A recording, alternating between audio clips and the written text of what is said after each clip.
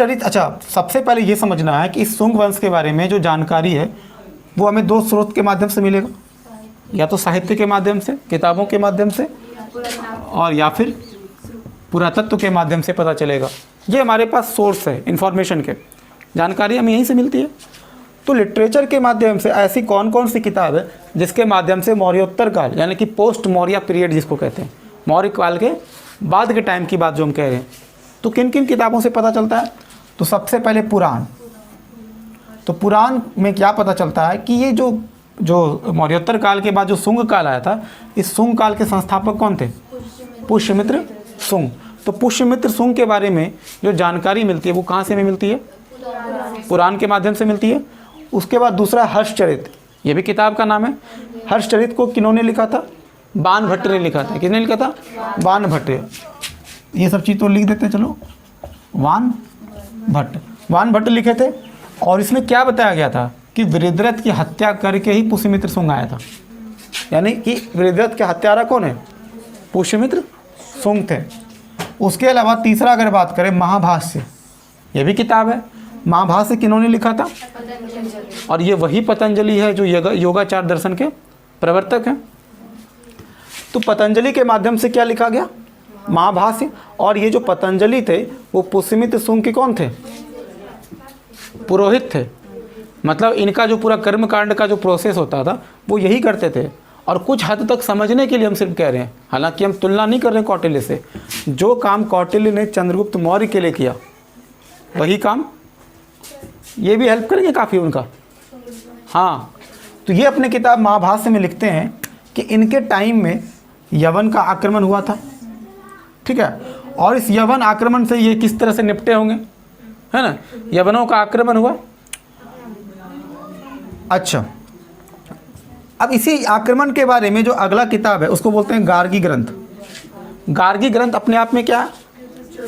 ज्योतिष ग्रंथ। उसमें ज्योतिष विज्ञान के बारे में पूरा दिया गया है, ठीक है। और इसमें भी इस आक्रमण के बारे में चर्चा दिया हुआ है थोड़ा बहुत। उसके बाद अगला जो बुक है उसका नाम क्या है? मालविकाग। यहाँ पे माल होगा ना, मालविकाग्निमित्रम, ये बुक का नाम है। ये मालविकाग्निमित्रम जो बुक है वो किनके द्वारा लिखा गया? और ये कालिदास का नाटक है। उसके अलावा अच्छा, इसमें पता क्या चलता है? शुंग वंश के बारे में राजनीतिक जानकारी। मतलब शुंग वंश के टाइम में जो पुष्यमित्र शुंग थे उनकी राजनीतिक कार्य प्रणाली किस प्रकार की थी?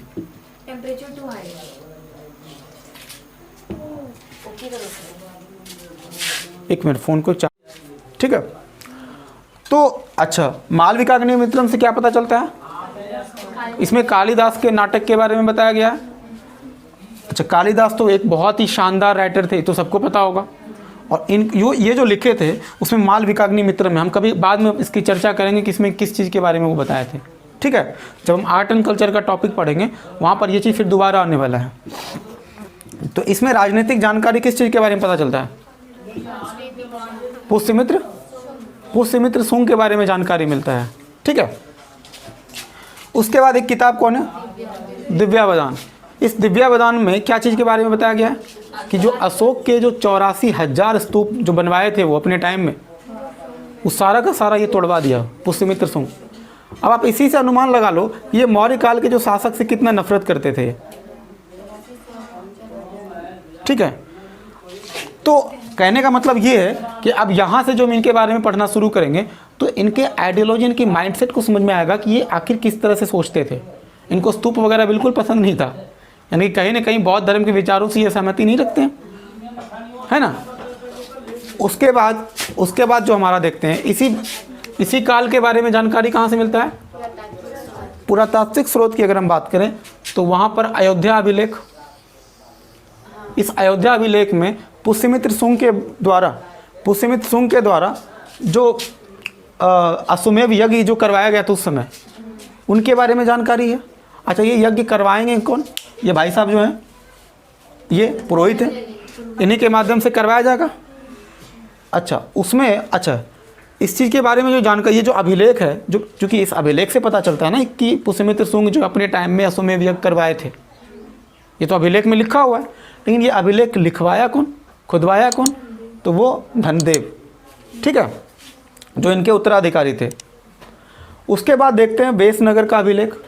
तो बेसनगर का अभिलेख जो है, इसमें किस चीज़ की जानकारी मिलती है, जो यवन के जो वहाँ से जो आए थे, जो राजदूत थे उसके, उसमें जो हेलियोडोरस था, उनके बारे में हमको कहाँ से जानकारी मिलती है, बेसनगर का अभिलेख में पता चलता है।